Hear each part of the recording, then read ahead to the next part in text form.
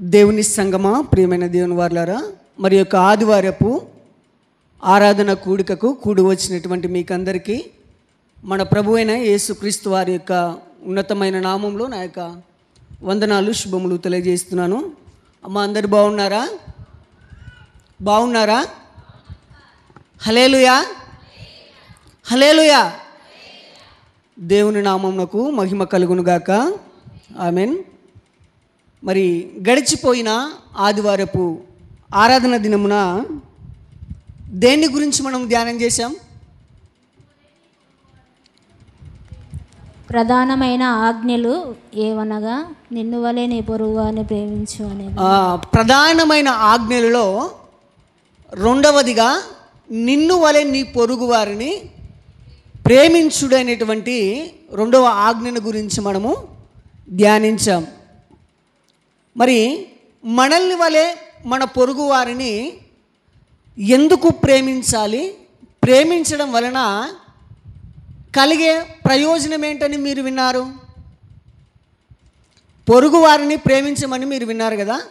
అలాగా ప్రేమించడం వలన మనకు కలిగే ప్రయోజనం ఏంటని మీరు విన్నారు. చెప్పండి, విన్నవాళ్ళు ఒకరు చెప్పండి. మనకు ప్రయోజనం ఏంటి? అలా ప్రేమించడం వలన ప్రయోజనం ఏంటి? దేవుడు చెప్పాడు కదా, నిన్ను వలె నీ పొరుగు వారిని ప్రేమించుడి అన్నాడు. అలా ప్రేమించడం వలన మనకొచ్చే ప్రయోజనం, లాభం ఏంటి? ఎందుకు ప్రేమించమన్నాడు? దేవుని గట్టి చెప్పండి. వారసులు ఈ లోకంలో పొరుగు వారిని ఎందుకు ప్రేమించమన్నాడంటే, ఇదిగో దేవుడిచ్చేటువంటి పరలోకములో, స్వర్గములో పరిశుద్ధులతో, నీతిమంతులతో, ప్రధానులతోనూ దేవునితోనూ కలకాలము నిలిచి ఉండే దేశం గనక ఈ లోకంలో, భూలోకంలో నీవు ఎదుటి వారితో, నీ సహదాసులతో కలిసి ఉండలేకపోతే పరలోకంలో కూడా మీరు ఎప్పుడు కూడా కలిసి ఉండలేరు గనకనే, ప్రేమించలేరు గనకనే దేవుడు ఏమనుకున్నాడంటే, ఇదిగో నా పిల్లలకు నేను పరలోకాన్ని, స్వర్గాన్ని ఇవ్వాలంటే, కలకాలము వాళ్ళు పరలోకంలో జీవించాలంటే భూమి మీద ఎదుటి వారిని ప్రేమిస్తారో లేదో చూడాలనుకున్నాడట దేవుడు. అందుకోసమే ఆజ్ఞలలో ప్రధానమైన ఆజ్ఞగా ఏం చెప్పాడంటే, రెండవదిగా నిన్ను వలె నీ పొరుగు వారిని ప్రేమించుడు అని చెప్పాడు. అలా ప్రేమించడం వలన మరి పరలోకంలో పరిశుద్ధులతో, ప్రధానులతో, దేవునితో మనము కలిసి ఉంటామని, ఆ రీతిగా మీరు ఈ భూలోకంలో నిన్ను వలె నీ పొరుగు వారిని ప్రేమిస్తేనే నీకు పరలోకం ఇస్తానన్నాడు. ప్రేమించకపోతే ఉందా పరలోకం? పరలోకం ఇవ్వనన్నాడు. అందుకనే దేవుడు చెప్పిన మాట ప్రకారంగా మరి మనల్ని ఎలాగైతే మనం ప్రేమించుకుంటామో అలాగే ఎదుటి వారిని కూడా, ఇరుగు పొరుగు వారిని కూడా ప్రేమించాలన్నదే ఆ యొక్క వాక్యం యొక్క సారాంశం. చూడగలిగితే ఈ దినమున మనము ఒక అంశాన్ని గురించి ధ్యానిద్దాం. అదేంటంటే సహనము కలిగి ఉండుట. ఏం కలిగి ఉండాలి? సహనము కలిగి ఉండుట. చూడండి, ఇందాక మనం చదువుకున్నాం కదా వాక్య పఠనంగా, ఫిలిప్పీలకు రాసినటువంటి పత్రిక 4వ అధ్యాయము 5వ వచనాన్ని చూడండి. మీ సహనమును సకల జనులకు తెలియబడనీయుడి. సకల జనులకు తెలియబడనీయుడి. ప్రభువు సమీపముగా ఉన్నాడు. ప్రభువు సమీపముగా ఉన్నాడు. ఏమండి, అపోస్తలుడైనటువంటి పౌలు గారు ఫిలిప్పీలకు లేఖ రాస్తంటున్నాడు, మీ సహనమును, మీ ఓపికను, మీ సహనమును సకల జనులకు తెలియనీయుడి. ప్రభువు సమీపంగా ఉన్నాడు. దేవుడు ఎలా ఉన్నాడట? సమీపంగా ఉన్నాడు, దగ్గరలో ఉన్నాడు, రాబోతున్నాడు. అందుకనే ప్రకటన గ్రంథంలో చివరిలో మనం చూస్తాం కదా, ఏమీని, ఇదిగో నేను త్వరగా వస్తున్నాను. దేవుడు చెప్తున్నాడు, ఇదిగో నేను త్వరగా వస్తున్నానని ఆయన చెప్పాడు. ఆయన రాకడ, ఇదిగో ప్రభువు రాకడ సమీపంగా ఉంది, అతి దగ్గరలో ఉంది. కనుక దేవుని పిల్లలైన మీరందరూ కూడా ఏం చేయాలి అని మనం చూడగలిగితే ఆయన రాయిస్తుంటున్నాడు, మీ సహనమును సకల జనులకు తెలియనీయుడి. ఏం తెలుసుకోవాలంట? సకల జనులందరూ కూడా, మానవులందరూ కూడా, ప్రజలందరూ కూడా ఏం తెలుసుకోవాలంటే, ఇదిగో మీకున్నటువంటి మీ సహనమును వారు తెలుసుకోవాలి. మీకున్నటువంటి ఓపికను, సహనాన్ని వారు తెలుసుకోవాలి. తెలుసుకుంటున్నారా? పొరుగువారు కానీ, మీ వద్ద నివసించేవారు కానీ మీ యొక్క సహనాన్ని వారు తెలుసుకుంటున్నారా? మీ యొక్క సహనాన్ని వారికి మీరు చూపిస్తున్నారా? కనపరచగలుగుతున్నారా? ఏం చూపిస్తాం మనము? ఆయన ఏమంటున్నాడంటే, ఇదిగో మీ యొక్క సహనమును సకల జనులకు తెలియనీయుడి. నీకున్నటువంటి సహనాన్ని అందరూ కూడా తెలుసుకోవాలి అని రాయిస్తున్నాడు. కానీ మనకున్నటువంటి సహనాన్ని ఇతరులకు చూపిస్తున్నామా? మనలో ఉన్నటువంటి సహనాన్ని ఇతరులు చూడగలుగుతున్నారా? ఏం చూపిస్తాం మనమేం చూపిస్తామంటే, ఇదిగో మనకున్నటువంటి గర్వాన్ని మనం చూపిస్తాం ఇతరులకు. అంతే కదండి? మనకున్నటువంటి గర్వాన్ని చూపిస్తాం, మనకున్నటువంటి పేరును, ప్రఖ్యాతను, మనకున్నటువంటి డంబమును మనము మరి ఇతరులకు ప్రదర్శిస్తాము, చూపిస్తాము. కానీ దేవుడు ఏమంటున్నాడంటే, మీ సహనమును సకల జనులకు తెలియనీయుడి. ఇదిగో ప్రభువు సమీపంగా ఉన్నాడు, దగ్గరలో ఉన్నాడు. కనుకనే సకల జనులందరికీ కూడా మీ సహనమును తెలియజేయుడని దేవుని మాటలు మనకు తెలియజేస్తున్నాడు. ఎందుకు సహనాన్ని తెలియజేయమన్నాడు? ఎందుకు సహనాన్ని తెలియజేయమన్నాడంటే, సహనాన్ని మనము ఎవరిని బట్టి మనము తెలియజేయాలని మనం చూడగలిగితే, ఎవరిని బట్టి మనం తెలియజేయాలంటే ప్రభువును బట్టి సహనము కలిగి ఉండాలి. మనం ఈ లోకంలో ఎవరిని బట్టి మనము సహనం కలిగి ఉండాలి, ఓపిక కలిగి ఉండాలని మనం చూడగలిగితే, ఇదిగో ఎదుటివారిని బట్టి కాదు మనం సహనం కలిగి ఉండాల్సింది. ఎవరిని బట్టి సహనాన్ని మనం కలిగి ఉండాలంటే, ప్రభువును బట్టి, దేవుణ్ణి బట్టి సహనము కలిగి ఉండాలి. మన సహనాన్ని చూపించాలి ఇతరులకు. చూడగలిగితే ప్రకటన గ్రంథము ప్రారంభ అధ్యాయము 9వ వచనాన్ని చూడండి. ప్రకటన గ్రంథము 1వ అధ్యాయము 9వ వచనము. మీ సహోదరుడును యేసును బట్టి కలుగు శ్రమలోను రాజ్యములోను సహనములోను పాలివాడనైనా యోహాను అను నేను దేవుని వాక్యము నిమిత్తమును యేసును గూర్చిన సాక్ష్యము నిమిత్తము పద్మాస దీపమున పరవాసినైతిని. ఏమని ఇక్కడ యోహాను గారు పలుకుతున్నటువంటి మాటను మనం చూడగలిగితే, ఇదిగో మీ సహోదరుడును యేసును బట్టి కలుగు శ్రమలోను రాజ్యములోను సహనములోను పాలివాడునైనా యోహాను అను నేను. యోహాను గారు తన గురించి మాట్లాడుతున్నాడు. ఏమని మాట్లాడుతున్నాడు? ఇదిగో యేసును బట్టి కలుగు శ్రమలోను. యోహాను గారికి ఎవరిని బట్టి శ్రమ కలుగుతుందంట? యేసును బట్టి కలుగు శ్రమలోను రాజ్యములోను సహనములోను పాలివాడునైనా యోహాను అను నేను దేవుని వాక్యము నిమిత్తము క్రీస్తును గూర్చిన సాక్ష్యము నిమిత్తము పద్మాస దీపమున పరవాసినైతిని. ఎందుకు యోహాను గారు పద్మాస దీపమున పరవాసిగా ఎందుకు ఉన్నాడు? చెరసాల్లోకి ఎందుకు వెళ్ళిపోయాడని మనం చూడగలిగితే, ఆయన అంటున్నాడు, ఇదిగో క్రీస్తును బట్టి కలుగు శ్రమలోను రాజ్యములోను సహనములోను పాలువాడునైన యోహానను నేను దేవుని వాక్యము నిమిత్తము. దేని నిమిత్తము? దేవుని వాక్యము నిమిత్తము, దేవుని మాటల నిమిత్తము, సాక్ష్యము మరి గూర్చిన సాక్ష్యము నిమిత్తము పద్మాస దీపమును నేను పరవాసినైతిని. కాబట్టి ఇక్కడ మనం చూడగలిగితే యోహాను గారు దేనిని చూపిస్తున్నాడు?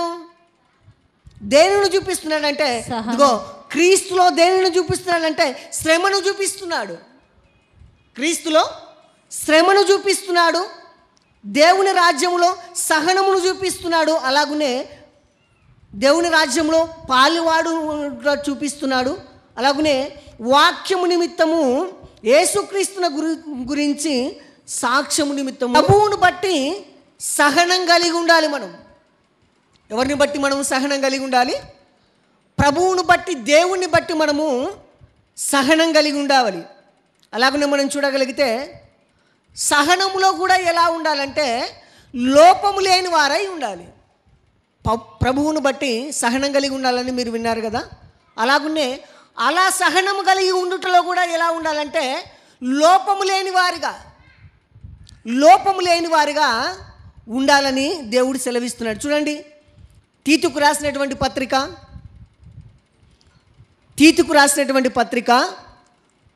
2వ అధ్యాయము మొదటి 2 వచనాలు చూడండి.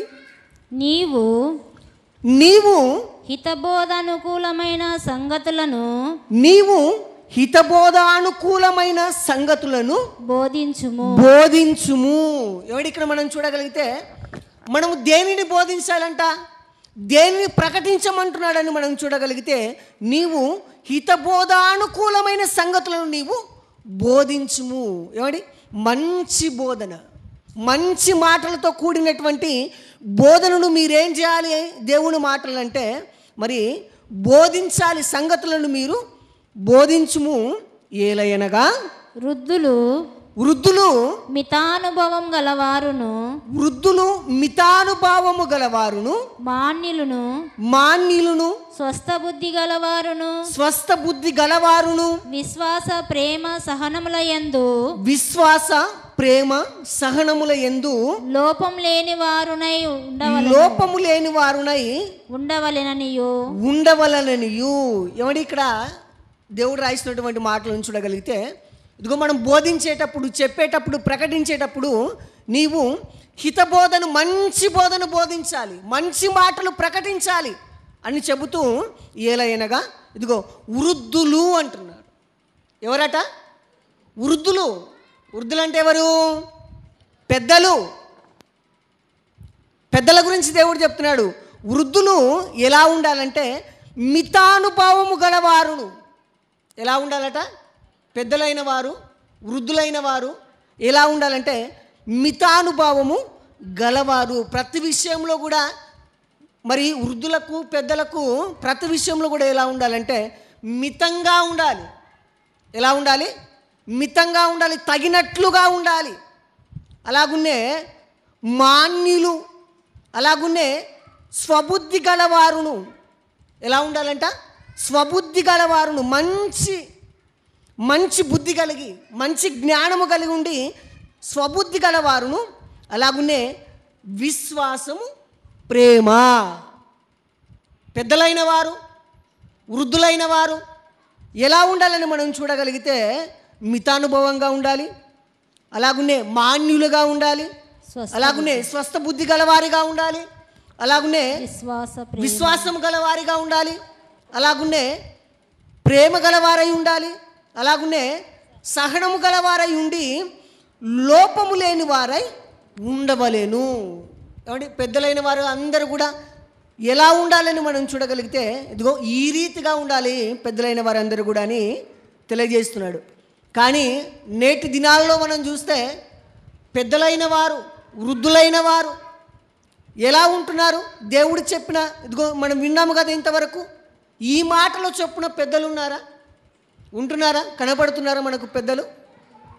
ఏమండి? అస్సలు కనపడట్లేదు. పెద్దలైన వారు మితానుభవంగా ఉండాలి, అలాగే మాన్యులుగా, స్వస్థ బుద్ధి గలవారిగా, మరి విశ్వాసంతో ఉండాలి. ఆ సహనములో కూడా లోపము లేనిగా వారిగా ఉండాలని దేవుడు తన మాటలను తెలియజేశాడు కనుక, అలాగనే మనం ఏం చేయాలంటే అన్యాయాన్ని సహించాలట. సహనం గురించి మనం వింటున్నాం కదా. దేనిని సహించాలంటున్నాడు? న్యాయాన్నే కాదు, నీతినే కాదు, మీరందరూ కూడా ఏం చేయాలంటే అన్యాయాన్ని కూడా సహించాలని చెప్తున్నాడు. ఏమండి, ఈ మాటకు మనం ఇష్టపడతామా? ఇష్టపడతామా? కష్టపడతామా? కష్టపడతాము, ఇష్టపడం. చాలామందిని చూస్తే ఇదిగో మరి న్యాయంగా నీతిగా ఉండడానికి మాత్రమే మనం ఇష్టపడతాం, కానీ అన్యాయమును కూడా మనము సహించలేము. దేవుడు అంటున్నాడు మీరు ఏం చేయాలంటే అన్యాయాన్ని కూడా మీరు సహించాలి, ఓర్చుకోవాలి అని తెలియజేస్తున్నాడు. చూడగలిగితే అపోస్తలుడైనటువంటి పౌలు గారు కొరింథీ సంఘానికి రాస్తున్నటువంటి మొదటి పత్రిక 6వ అధ్యాయము 5వ వచనం నుండి చూడండి.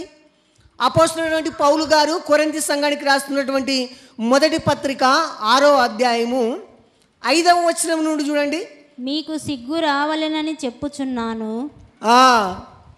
మీకు సిగ్గు రావాలనని చెప్పుచున్నాను. ఏమి? తన సహోదరుల మధ్యను వ్యాజ్యం తీర్చగల బుద్ధిమంతుడు మీలో ఒకడైనను లేడా? అయితే మీకు సిగ్గు రావాలనని చెప్పుచున్నాను నేను. ఏమి? ప్రశ్న వేస్తున్నాడు చూడండి. ఏమి అంటున్నాడు? ఏమి? తన సహోదరుల మధ్యను వ్యాజ్యము తీర్చగల బుద్ధిమంతుడు మీలో ఒకడు కూడా లేడా? ఇదిగో తన సహోదరుల మధ్యను వ్యాజ్యము తీర్చగలవాడు. చూడగలిగితే నేటి సంఘంలో కానీ సమాజంలో కానీ ఎక్కడ చూసినా కానీ ఏం చేస్తున్నారంటే సహోదరుల మధ్యన ఏం జరుగుతున్నాయి? ఏమండి, గొడవలు, కొట్లాటలు, వ్యాజ్యము, ఏమండి, ఇవే మనకు కనపడుతున్నాయి. అందుకనే దేవుడు తెలియజేస్తా అంటున్నాడు, ఇదిగో మీకు సిగ్గు రావాలని చెప్తున్నా నేను. ఏమి? తన సహోదరుల మధ్య వ్యాజ్యము తీర్చగల బుద్ధిమంతుడు మీలో ఒకడు కూడా లేడా మీలో అని దేవుడు ప్రశ్న వేస్తున్నాడు. చూడగలిగితే అందరూ కూడా నీతిని, న్యాయాన్ని మనము సహిస్తాము, కానీ అన్యాయాన్ని ఏం చేయం? మనము సహించం. మనం అన్యాయాన్ని అసలు సహించం. కానీ దేవుడు ఏం తెలియజేస్తున్నాడంటే, ఇదిగో దేవుని పిల్లలుగా మీరందరూ కూడా ఏం చేయాలంటే మీడల అన్యాయాన్ని కూడా మీరు సహించాలి, ఓర్చుకోవాలి. అన్యాయాన్ని కూడా మీరు సహించాలి, ఓర్చుకోవాలి అని. అలాగా సహోదరుల మధ్య వ్యాజ్యం వచ్చినప్పుడు, భేదాభిప్రాయాలు వచ్చినప్పుడు, మరి సహోదరుల మధ్య వ్యాజ్యము తీర్చగలవాడు, న్యాయం చెప్పేవాడు, తీర్చగలవాడు బుద్ధిమంతుడు మీలో ఒకడు కూడా లేడా అని దేవుడు అడుగుతున్నాడు. ఏమండి, అలా తీర్చడానికి మనం వెళ్ళామనుకోండి, మనకెందుకులేండి, మనం వెళ్తే మనల్ని అంటారు. ఏమండి, నేను కాకపోతే ఇంకొకడు కాకపోతే ఇంకొకడు అంటారు. అందరూ ఏం చేస్తారు?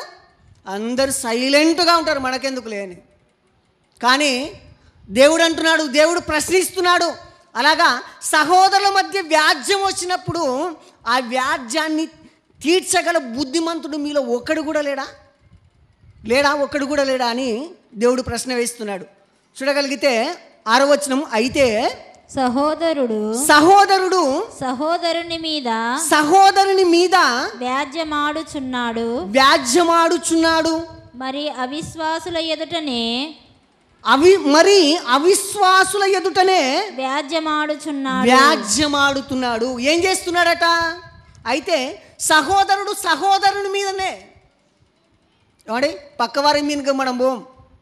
ఎవరైతే మనకు నమ్మకస్తులుగా, అన్నదమ్ములుగా, అక్క చెల్లెలుగా, సహోదరులుగా ఎవడైతే కలిసిమెలిసి ఉంటారో వారి పట్లనే మనం ఏం చేస్తామంటే, ఇదిగో సహోదరుల మీద వ్యాజ్యమాడతాం, మనం కొట్లాడతాము, సహోదరుల మీదనే కొట్లాడతాం మనం.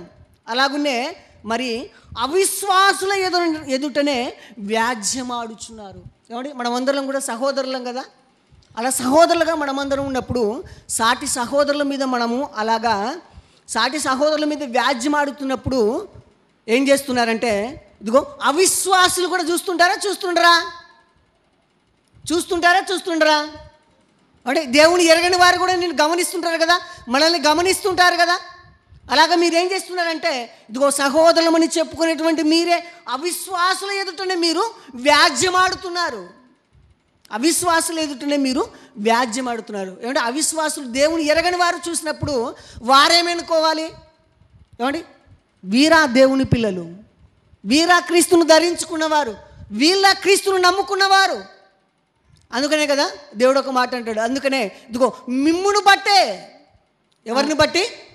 మనందరిని బట్టి, మిమ్మును బట్టే అన్యజనుల మధ్య నా నామము దూషించబడుతుంది. ఏమండి, అన్యజనుల మధ్య నా నామము దూషించబడింది. అన్యజనులు విన్నప్పుడు, మరి క్రీస్తుని ఎనగని వారు విన్నప్పుడు, ఏమండి మేము ఎంత గొప్పగానో ఊహించుకున్నామండి క్రీస్తు కోసం. కానీ దేవుని పిల్లలేంటి, ఇలాగ ఒకడి మీద ఒకడు వాద్యమాడుతున్నాడు, ఒకడికొకడు సమాధానము లేదని అన్యజనులు మన గురించి ఏం ఆలోచన చేస్తాడు, దేవుని గురించి ఏం ఆలోచన చేస్తాడు?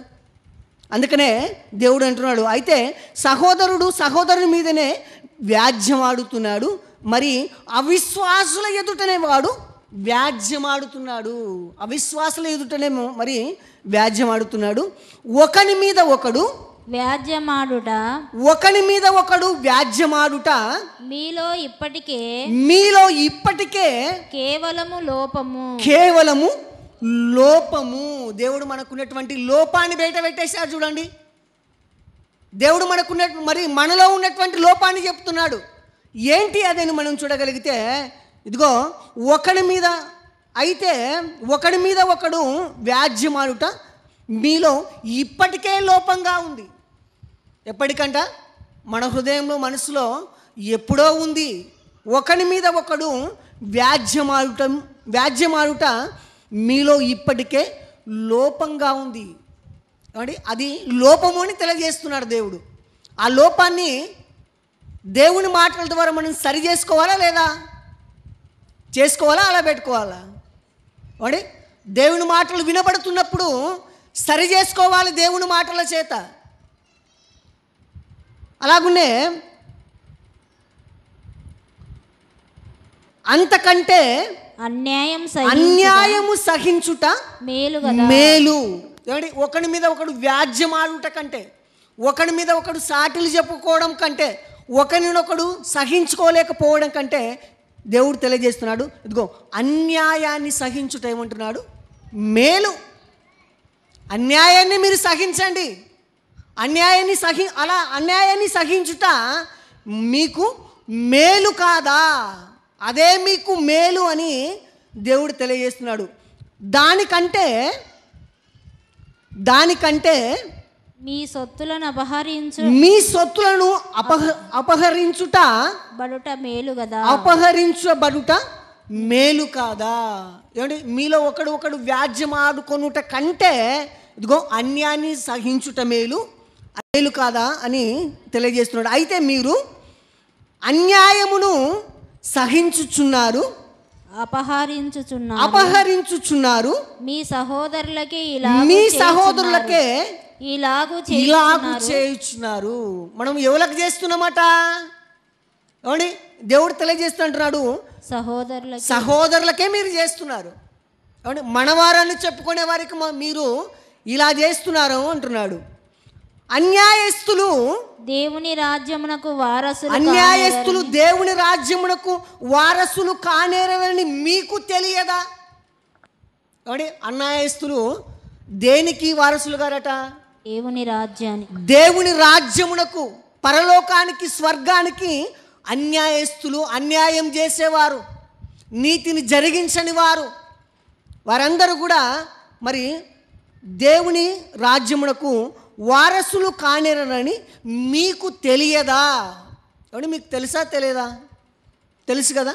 ఏమంటే అన్యాయం జరిగించేవాడు పరలోకానికి అర్హుడు కాదని మనకు తెలుసు, వింటున్నాము, చదువుకుంటున్నాము. తెలిసి కూడా మనం ఏం చేస్తాం? తెలిసి కూడా అన్యాయమే చేస్తాం. న్యాయాన్ని జరిగిస్తామా?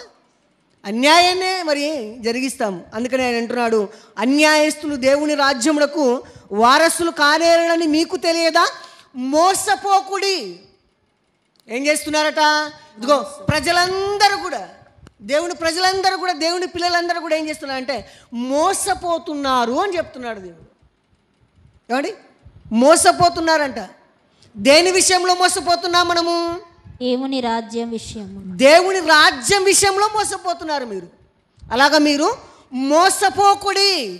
మోసపోకుడి జారులైనను విగ్రహారాధికులైనను వ్యభిచారులైనను ఆడంగితనము గలవారైనను పురుష సంయోగులైనను దొంగలైనను లోపులైనను త్రాగుబోతులైనను దూషకులైనను దోచుకొను వారైనను దేవుని రాజ్యమునకు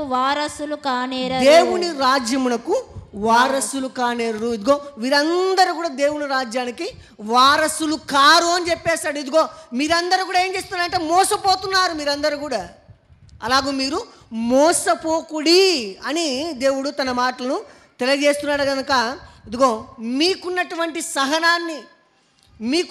సహనాన్ని ఏం చేయాలంటే ఇదిగో అన్యాయమును సహించుటలో కూడా మీరు చూపించాలి అని దేవుడు తన మాటలను తెలియజేస్తున్నాడు. అలాగనే మనం చూడగలిగితే మనము సహించగలిగినంత మట్టుకే దేవుడు మనకు శోధనలు ఇస్తాడట.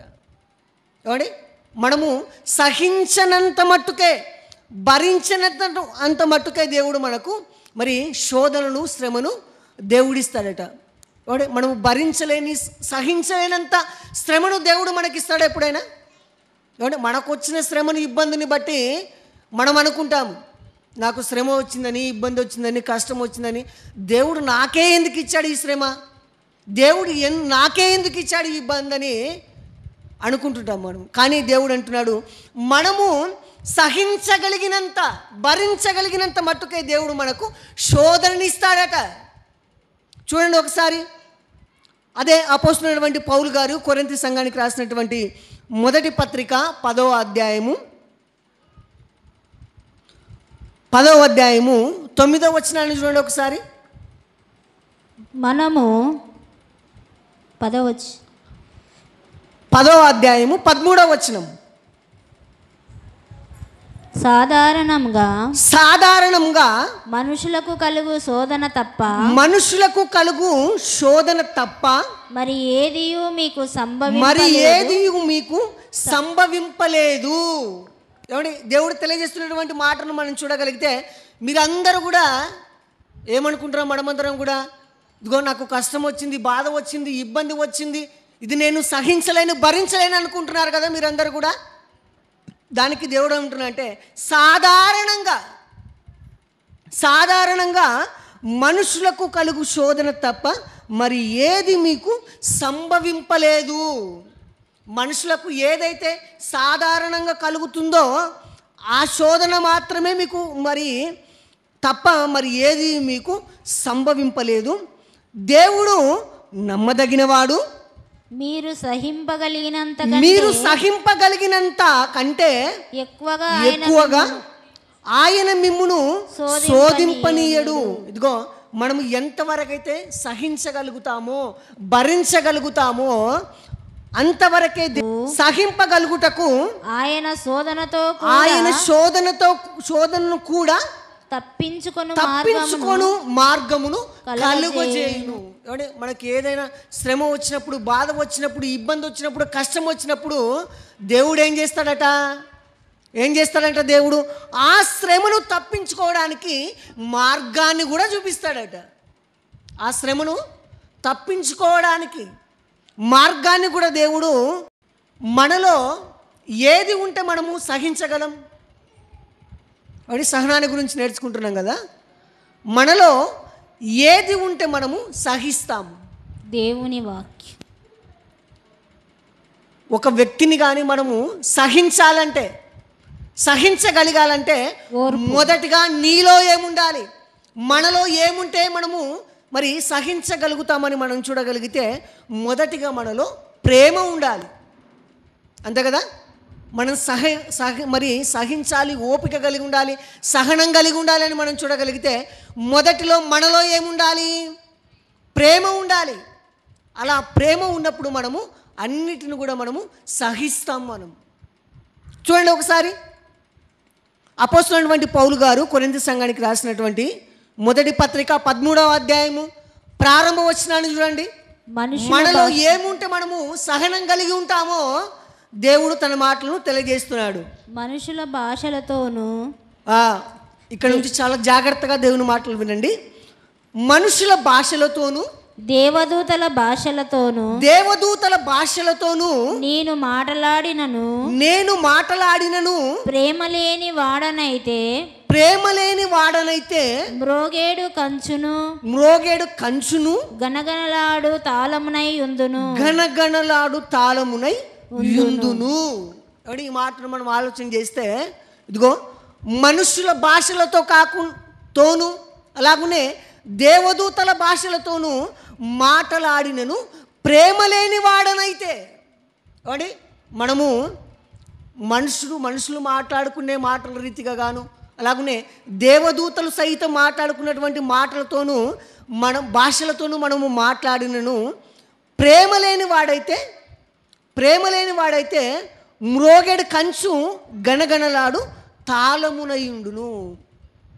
ఎలా ఉన్నామంటే మనమందరం కూడా మనుషుల భాషలతోనూ దేవదూతల భాషలతోనూ మనం మాట్లాడినను ప్రేమ లేక మనం ఉంటే, మనలో ప్రేమ లేకపోతే మీరందరూ కూడా ఎలా ఉంటారంటే కంచు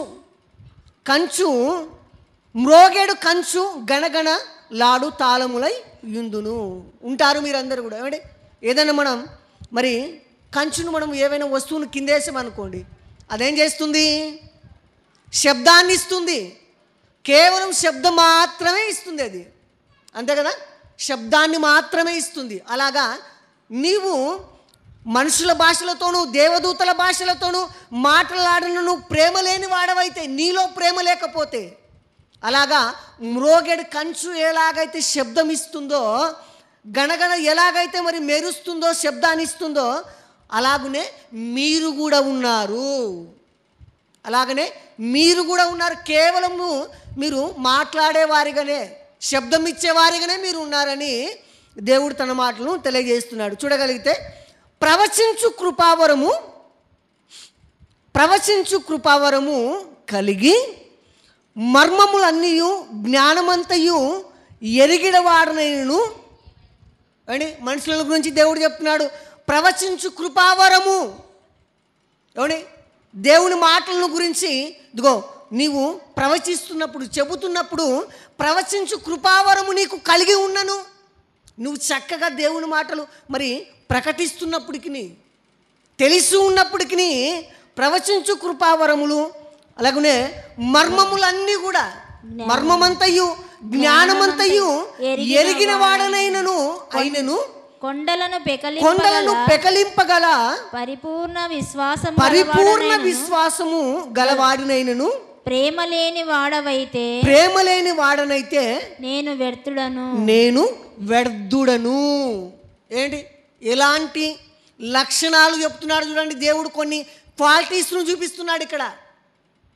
ఎలాంటి లక్షణాలు, ఏవి ఆ క్వాలిటీస్ అంటే, ఇదిగో ప్రవచించు కృపావరము, దేవుని మాటలు చక్కగా చెప్పగలవు, అలాగనే మర్మములన్నీ కూడా నీవు బోధించగలవు, అలాగనే జ్ఞానమంతా కూడా నీవు ఎరిగిన వాడవు, తెలిసిన వాడవు, అలాగనే కొండలను సైతము గల పెకిలింపగల పరిపూర్ణ విశ్వాసం అట. ఏమండి, ఉత్త విశ్వాసం కాదు, ఉత్త విశ్వాసం ఒక్కటే కాదు, ఏమంటున్నాడు? పరిపూర్ణమైన విశ్వాసం. దేవుడు రాయించినటువంటి 66 పుస్తకాలన్నీ కూడా నీకు వచ్చినప్పటికి, జ్ఞానమంతా కూడా నీకు తెలిసినప్పటికీ, ఇదిగో కొండలను పెకలింపగల పరిపూర్ణ విశ్వాసం గలవాడు నేను, ఇదిగో ప్రేమ లేని వాడవైతే నీవు వ్యర్థుడవు, ఎలాంటి ప్రయోజనం కూడా లేదు. అంటే బైబిల్ అంతా కూడా మనకు తెలుసు, జ్ఞానం అంతా కూడా నాకు తెలుసు, మర్మములన్నీ కూడా నేను చెప్పగలను అని మనం అనుకున్నప్పటికీ, మనలో ప్రేమ లేకపోతే, అంటే ఎదుటి వారిని మనం ప్రేమించలేకపోతే, మనలో ప్రేమ లేకపోతే, ఇవన్నీ ఎన్ని క్వాలిటీస్ నీకు ఉన్నప్పటికి కూడా మీరు వ్యర్థమేదంతా కూడా వ్యర్థమే. ఎన్ని ఉన్నా కానీ ఏం లాభం? అంతే కదండి, ఎన్ని ఉన్నా కానీ ఏం లాభం? ప్రేమ లేకపోతే ఎలాంటి ప్రయోజనం కూడా లేదని దేవుడు తన మాటలను తెలియజేస్తున్నాడు. అలాగనే ఇంకొక కొన్ని లక్షణాలు చూడండి. బీదల కొరకు నా ఆస్తి అంతయు ఇచ్చినను కాల్చబడుటకు కాల్చుటకును నా శరీరమును అప్పగించినను నా శరీరమును అప్పగించినను ప్రేమ లేని వాడనైతే ప్రేమ లేని వాడనైతే నాకు ప్రయోజనమేమీ లేదు. నాకు ప్రయోజనమేమి ఏం లాభం లేదు అని చెప్తున్నాడు. ఏం లాభం లేదంటే ఇదిగో బీదల కొరకు ఆస్తిని ఇచ్చినప్పటికి కూడా, బీదలకు మనము సహాయం చేసినప్పటికి, బీదల కొరకు నీకున్నటువంటి దానిలో నీవు సహాయం చేసినప్పటికీ, అలాగునే కాల్చుటకు నీ శరీరాన్ని ఇచ్చినప్పుడు కూడా, కాల్చుటకు నీ శరీరాన్ని ఇచ్చుటకును నా శరీరమును అప్పగించినను ప్రేమ లేని వాడనైతే నాకేం ప్రయోజనం? కాబట్టి ఎలాంటి ప్రయోజనం కూడా లేదంటున్నాడు. దానివలన ఇలాంటి ప్రయోజనం కూడా, బీదలకు సహాయం చేస్తున్నాను, కాల్చుటకు శరీరాన్ని ఇస్తున్నాను, ఇవన్నీ కూడా ఎన్నో లక్షణాలు, మంచి లక్షణాలు కలిగి ఉన్నాను, కానీ ప్రేమ లేని వాడినైతే నాకు ఎలాంటి ప్రయోజనం కూడా లేదు. వీటన్నిటి వలన ఎలాంటి ప్రయోజనం లేదని తెలియజేస్తున్నాడు. అలాగనే ప్రేమ ఉంటే, మనలో ప్రేమ ఉంటే ఎలా ఉంటాము? అని సహనాన్ని గురించి మీరు వింటున్నారు కదా. అలా నీవు సహించాలంటే, ఓర్చుకోవాలంటే మొదటిగా మనలో ప్రేమ ఉండాలి. ఆ ప్రేమ మనలో ఉంటే మరి ఆ ప్రేమ ఏం చేస్తుంది అని మనం చూడగలిగితే 4వ వచనంలో చెప్తున్నాడు చూడండి. ప్రేమ దీర్ఘకాలం ప్రేమ దీర్ఘకాలము సహించును. ఏం చేస్తుందంట? ప్రేమ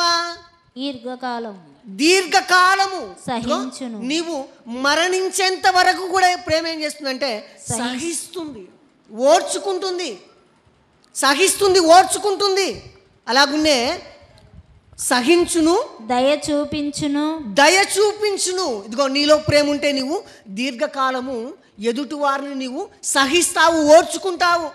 అలాగున్నే దయ చూపును. ఎదుటి వారికి ఏం చేస్తావంటే దయ చూపిస్తావు, దయను చూపిస్తాము మనము ఎదుటి వారికి. నీలో ప్రేమ ఉంటే. అలాగునే ప్రేమ మత్సరపడదు, ప్రేమ డంబముగా ప్రవర్తించదు, అది ఉప్పొంగదు. ప్రేమ మనం కలిగి ఉంటే ఆ ప్రేమ ఏం చేస్తుందంటే ప్రేమ మత్సరపడదంట, ఎదుటి వాడిని చూసి అసహించుకోదు. మనము ప్రేమ కలిగి ఉంటే ఎదుటి వారిని చూసి మనము అసహించుకోము. మనం ఏం చేస్తామండి? చాలామంది మనం ఏం చేస్తాం? ఎదుటి వారిని చూసి మనం ఏం చేస్తుంటాం అంటే అసహించుకుంటుంటాం, ఎదుటి వాడి మీద సనుక్కుంటాము, గునుక్కుంటుంటాము, అసహించుకుంటుంటాం. మనము ఏమంటే లేచిన మొదలుకొని పండుకునేంత వరకు కూడా ఇదిగో మరి పొరుగువాని మీదనే కదా, పొరుగువాని మీదనే. కానీ ప్రేమ నీలో ఉన్నప్పుడు ఆ ప్రేమ ఏం చేస్తుందంటే ఇదిగో దీర్ఘకాలము సహిస్తుంది. నువ్వు మరణించేంత వరకు కూడా ప్రేమ సహిస్తుంది. అలాగునే ఎదుటివాని పట్ల దయను చూపిస్తుంది. దయ చూపించును, ప్రేమ మత్సరపడదు, ప్రేమ డంబముగా ప్రవర్తించదు.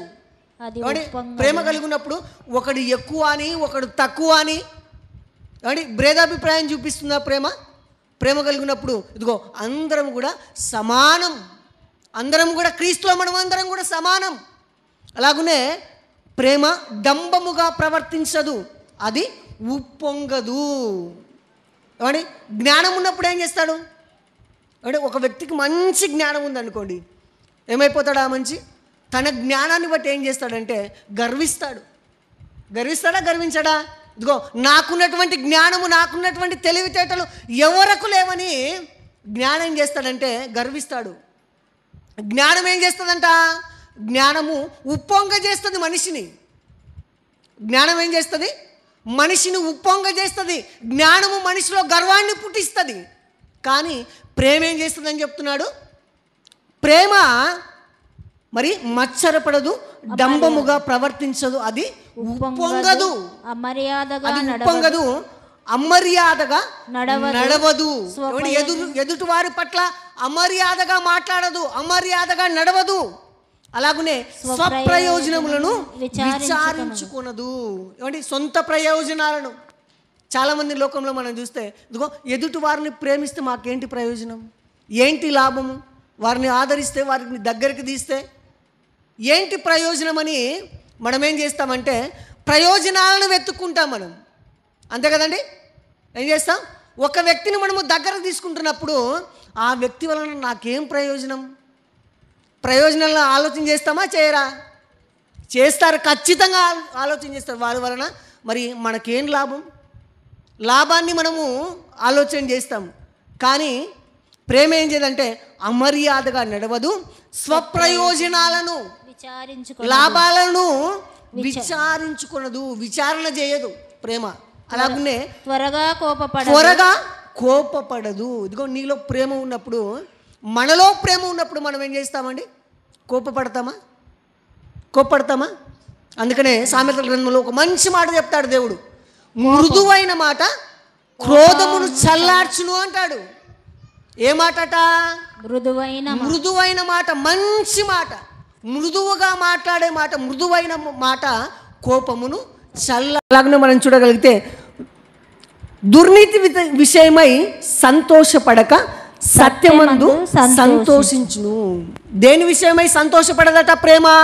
దుర్నీతి విషయమై. నీతి విషయం కాదు, దుర్నీతి విషయమై, అన్యాయం విషయమై, దుర్నీతి విషయమై ప్రేమ ఏం చేయదంటే సంతోషపడదు. అంటే అలాగ ప్రేమ లేని వాడు ఏం చేస్తాడంటే ఇరుగు పొరుగు వారికి కష్టము, బాధ, ఇబ్బంది కలిగినప్పుడు ఏం చేస్తుంటారంటే బాగా సంతోషపడుతుంటారు, వాళ్ళు బాగా నవ్వుకుంటుంటారు. వీరికి బాగానే వచ్చిందిలే ఇబ్బంది, వీరికి బాగానే వచ్చింది కష్టం అని. ప్రేమ లేకుంటే, మనలో ప్రేమ లేకపోతే ఏం చేస్తామంటే ఇదిగో దుర్నీతి విషయమై సంతోషపడతాం.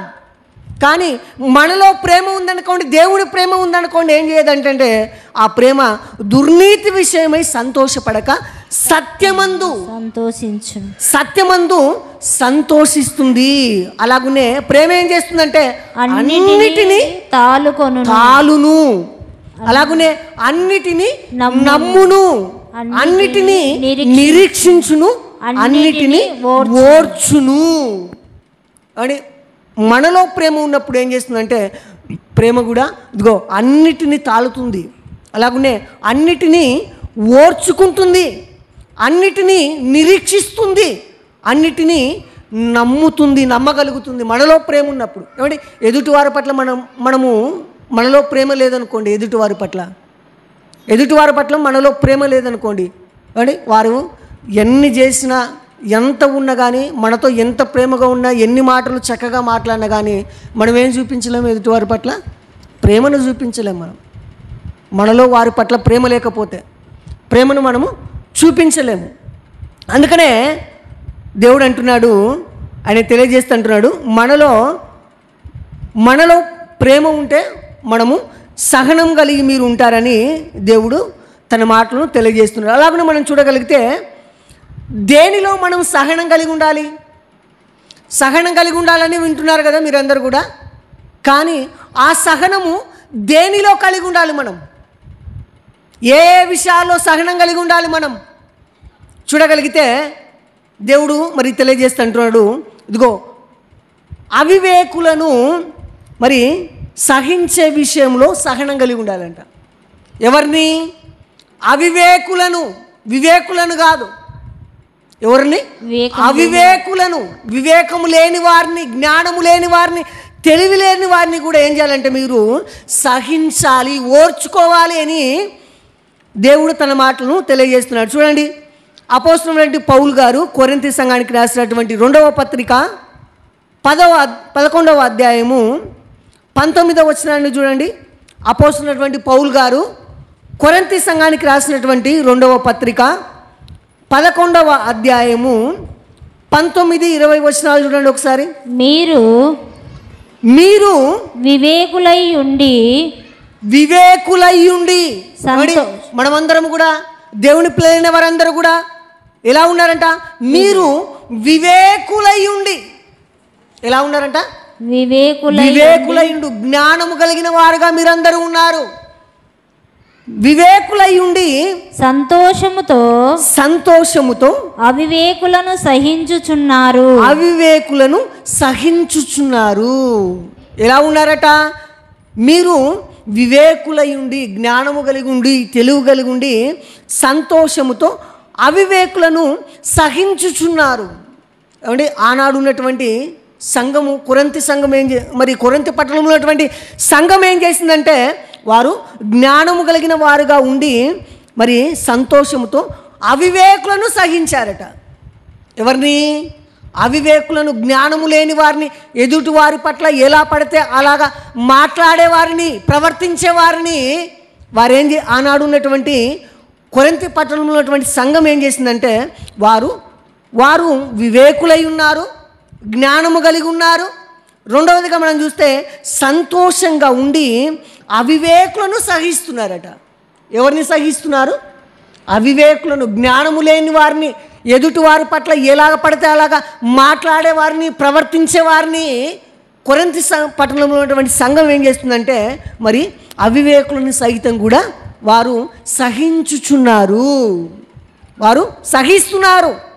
అలాగునే ఒకడు మిమ్మును దాస్యమునకు లోబరచినను, ఒకడు మిమ్మును దాస్యమునకు లోబరచి లోబరచినను, ఒకడు మిమ్మును మింగివేసినను, ఒకడు మిమ్మును మునిగివేసినను, ఒకడు మిమ్మును వశపరుచుకొని, ఒకడు మిమ్మును వశపరుచుకొనినను, ఒకడు తన్ను గొప్ప చేసుకొనినను, ఒకడు తన్ను గొప్ప చేసుకొనినను, ఒకడు ముఖం మీద మిమ్మును ఒకడు కొట్టినను, ముఖము మీద మిమ్మును కొట్టినను మీరు సహించుచున్నారు. మీరు సహించుచున్నారు. ఏమండి, కొరింథీ పట్టణంలో ఉన్నటువంటి సంఘం ఎలా ఉందో రాయిస్తున్నాడు పౌలు గారు. ఎలా ఉందంటే ఆ సంఘము, కొరింథీ పట్టణంలో ఉన్నటువంటి వారందరూ కూడా ఎలా ఉన్నారంటే ఒకడు మిమ్మును మరి దాస్యమునకు అప్పగించినను. ఏమంటే దాసులుగా ఉన్నారు మీరు ఒకరికి, అలాగ దాసత్వానికి మిమ్మల్ని అప్పగించారా? అలాగనే ఒకడు మిమ్మును మింగివేసినను, ఒకడు మిమ్మును వశపరుచుకొనినను, ఒకడు తన్ను గొప్ప చేసుకొనినను, ఒకడు మీ మీద ఉమ్మి వేసినను మీరు ఎలా ఉన్నారంటే సహించుచున్నారు.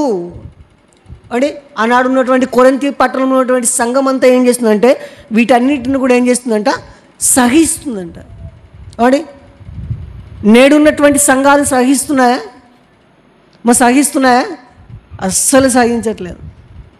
మాటకు మాట కదండి, మాటకు మాట, దేన్ని పడితే అది మాటకు మాటను మరి మాట్లాడుతుంటాం. కానీ దేవుడు చెప్పిన ప్రకారంగా సహించేవారిగా దేవుని పిల్లలు నేటి దినాలలో ఉండలేకపోతున్నారు.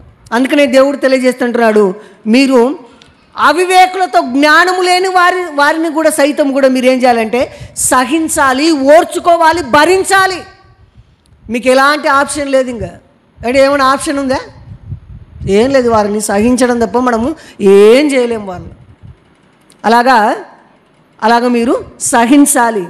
అలాగనే మనం చూడగలిగితే దేనిలో మనము సహించాలని మనం చూడగలిగితే ఇదిగో అలాగనే హింసలు, శ్రమల విషయంలో మీరు సహనం కలిగి ఉండాలి అని తెలియజేస్తున్నాడు దేవుడు. దేని విషయంలో మనం సహనం కలిగి ఉండాలంటే హింసల విషయంలో, శ్రమల విషయంలో సహనం కలిగి ఉండాలట. చూడండి ఎలాగ సహనం కలిగి ఉండాలో. అపోస్తలుడు పౌలు గారు తెస్సలోనికీయులకు రాసినటువంటి 2వ పత్రిక 1వ అధ్యాయము 4వ వచనాన్ని చూడండి. తెస్సలోనికీయులకు రాసినటువంటి 2వ పత్రిక 1వ అధ్యాయము 4వ వచనం. అందువలన మీ హింసలన్నిటిలోను మీరు సహించుచున్న శ్రమలలోను మీ ఓర్పును విశ్వాసమును చూచి మేము దేవుని సంఘములోను మీ యందు అతిశయపడుచున్నాము. ఈ వాటిని మనం చూడగలిగితే అందువలన మీ హింసలన్నిటిలోను, ఎలా అంటే హింసల అన్నిటిలోను, మీరు సహించుచున్న శ్రమలన్నిటిలోను ఓర్పును విశ్వాసమును చూచి మేము దేవుని సంఘములో మీ యందు అతిశయపడుచున్నాము. ఏమంటే ఆ సంఘాన్ని చూసి కూడా మరి ఏం చేస్తున్నారంటే అతిశయపడుతున్నారట. ఏమండి సంఘము కలిగి ఉన్నటువంటి లక్షణాలను చూసి దేనిలో అంటే ఇదిగో హింసలన్నిటిలోను, అలాగే సహించుచున్న శ్రమలన్నిటిలోను, ఓర్పులోను, విశ్వాసములోను మేము దేవుని సంఘములో మీ యందు అతిశయపడుచున్నాము. ఏమండి మనము దేనిలో ఎదుటి సంఘాలు కానీ ఎదుటివారు కానీ దేనిని బట్టి మరి అతిశయించాలని మనం చూడగలిగితే ఇదిగో మనకున్నటువంటి మరి హింసలలోను, అలాగనే సహించుచున్న శ్రమలలోను, ఓర్పులోను, విశ్వాసములోను ఎలా ఉండాలంటే దేవుని సంఘములో అతిశయపడాలి. మన యందు అంటే మనకున్నటువంటి మరి జ్ఞానమును బట్టి కానీ, పేరును బట్టి కానీ, డబ్బును బట్టి కానీ, పలుకుబడిని బట్టి కానీ అతిశయపడకూడదు. ఏమంటే నీకున్నటువంటి ఈ లక్షణాలను బట్టి సంఘము అతిశయపడాలి. అలాగనే మనం చూడగలిగితే దేనిని బట్టి మనము సహనం కలిగి ఉండాలంటే ఇదిగో న్యాయము గూర్చిన మాటలు మరి వినుటలో సహనం కలిగి ఉండాలట. దేని గూర్చిన మాటలు? న్యాయాన్ని గూర్చినటువంటి మాటలు వినుటంలో సహనం కలిగి ఉండాలి. దేవుని పిల్లలైన మీరందరూ కూడా న్యాయము గూర్చిన మాటలు వినుటలో సహనం కలిగి ఉండాలి. చూడండి ఒకసారి అపోస్తుల కార్యములు 18వ అధ్యాయము, అపోస్తుల కార్యములు 18వ అధ్యాయము 14వ వచనాన్ని చూడండి. వెంటనే పౌలు అపోస్తుల కార్యములు 18వ అధ్యాయము 14వ వచనం. పౌలు నోరు తెరిచి మాటలాడబోగా గలియోను యూదులారా ఇది ఒక అన్యాయము గాని చెడ్డ నేరము గాని అయిన ఎడల నేను మీ మాట సహనముగా వినుట న్యాయమే. దేని విషయంలో మనం సహనం కలిగి ఉండాలి, ఓపిక కలిగి ఉండాలని మనం చూడగలిగితే ఇదిగో న్యాయమును గూర్చిన మాటలు వినుట వలన, న్యాయము గూర్చినటువంటి మాటలు వినడంలో ఎలా ఉండాలంటే సహనం కలిగి ఉండాలి, ఓపిక కలిగి ఉండాలి. అందుకనే పౌలు నోరు తెరిచి మాట్లాడుతున్నప్పుడు, పౌలు గారు నోరు తెరిచి మాట్లాడబోగా మరి గలియోను యూదయ వారులారా ఇది యొక్క అన్యాయముగాను చెడ్డ నేరముగాను అయిన ఎడల నేను మీ మాటను సహనముగా వినుట న్యాయమే. దేని విషయంలో అంటే ఇదిగో న్యాయము గల మాటలు వినటంలో మనం ఎలా ఉండాలంటే సహనం కలిగి ఉండాలి, ఓపిక కలిగి ఉండాలి. అలాగనే మనం చూడగలిగితే ఆశానిగ్రహమందుకు మనము సహనం కలిగి ఉండాలట. దేని విషయంలో మనం సహనం కలిగి ఉండాలంటే ఆశానిగ్రహమందు సహనం కలిగి ఉండాలి. పేతురు గారు రాసినటువంటి 2వ పత్రిక 1వ అధ్యాయము 5వ వచనాన్ని చూడండి. పేతురు గారు రాసినటువంటి 2వ పత్రిక 1వ అధ్యాయము 5వ వచనం. ఆ హేతువు చేతనే మీ మట్టుకు మీరు పూర్ణ జాగ్రత్త గలవారై మీ విశ్వాసమునందు సద్గుణమునందు జ్ఞానమందు ఆశా నిగ్రహమునందు సహనమునందు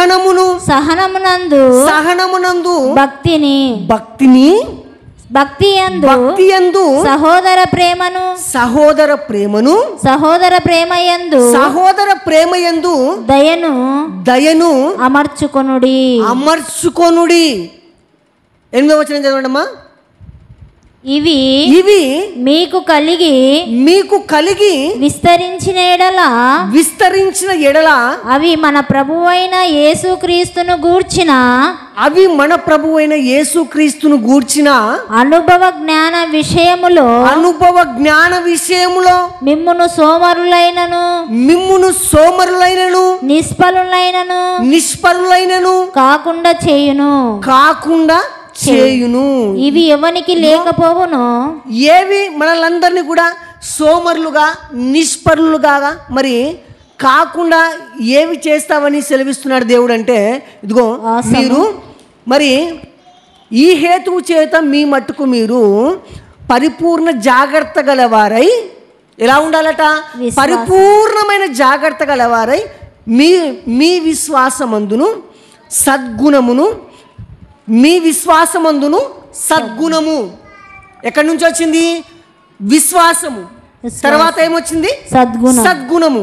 తర్వాత సద్గుణమందు జ్ఞానము, జ్ఞానము, జ్ఞానమందు ఆశా ఆశా నిగ్రహము, ఆశా నిగ్రహమందు సహనము, సహనము, సహనం, సహనమందు భక్తి, భక్తి, భక్తి యందు సహోదర ప్రేమ, సహోదర ప్రేమను, సహోదర ప్రేమ యందు దయను, దయను అమర్చుకోనుడి. ఇదిగో ఇవన్నీ కూడా మీరు అమర్చుకున్నప్పుడు, కలిగి ఉన్నప్పుడు, ఇదిగో ఇవి ఇవి మీకు మీకు కలిగిన విస్తరించిన ఎడల అవి మన ప్రభు అయిన మన ప్రభు అయిన యేసుక్రీస్తును గూర్చిన అనుభవ జ్ఞాన విషయములోను మిమ్మును మీరు సోమరులైనను నిష్ఫలులైనను కాకుండా చేయును. ఇదిగో ఇవన్నీ కూడా మనం చదువుకున్నాం కదా, ఇవన్నీ కూడా మనల్ని ఏం చేస్తాయంటే ఇదిగో సోమరులుగా కాకుండా, నిష్ఫలులుగా కాకుండా చేయును. ఇవన్నీ కూడా మనల్ని సోమరులుగా, నిష్ఫలులు కాకుండా ఇవన్నీ చేస్తాయి. ఇవి ఎవనికి లేకపోయేనో వాడు తన పూర్వ పాపములకు శుద్ధి కలిగిన సంగతి మరచిపోయి గుడ్డివాడును దూరదృష్టి లేనివాడు అగును. ఈ సంగతులన్నీ కూడా మీరు వింటున్నటువంటి ఈ సంగతులన్నీ కూడా ఇదిగో ఎవనికైతే ఉండవో, ఎవనికైతే లేకపోవునో, ఉండవో, వాడు తన పూర్వ పాపమునకు శుద్ధి కలిగిన సంగతులను మరచిపోయి ఏం చేస్తాడట? ఇదిగో పూర్వము మనం చేసినటువంటి పూర్వ పాపమునకు కలిగిన శుద్ధి, మన పూర్వ పాపమునకు శుద్ధి కలిగిందట. దేని చేత శుద్ధి కలిగింది? అమ్మా ఇక్కడ చూడండి, మన పూర్వ పాపములకు శుద్ధి కలిగిందని దేవుడు రాయిస్తున్నాడు కదా. మన పూర్వ పాపములకు శుద్ధి దేని వలన కలిగింది? దేని వలన కలిగింది? మనము చేసినటువంటి పూర్వ పాపమునకు శుద్ధి దేని వలన మీరందరూ పరిశుద్ధులుగా ఎంచబడ్డాడు? క్రీస్తు రక్తము ద్వారా. పూర్వ పాపములకు శుద్ధి కలిగిన సంగతులను ఏం చేస్తారంటే మరచిపోతారట. ఏం చేస్తారట? మరచిపోయి గుడ్డివాడుగాను దూరదృష్టి లేని వాడగును. అంటే అలాగ వారందరూ కూడా ఏమైపోతారంటే మరి పూర్వము తన పాపముకు కలిగినటువంటి శుద్ధిని అంతా కూడా వారు ఏం చేస్తారంటే మరచిపోయి ఒక గుడ్డివారిగా అలాగునే దూరదృష్టి లేనివాడుగా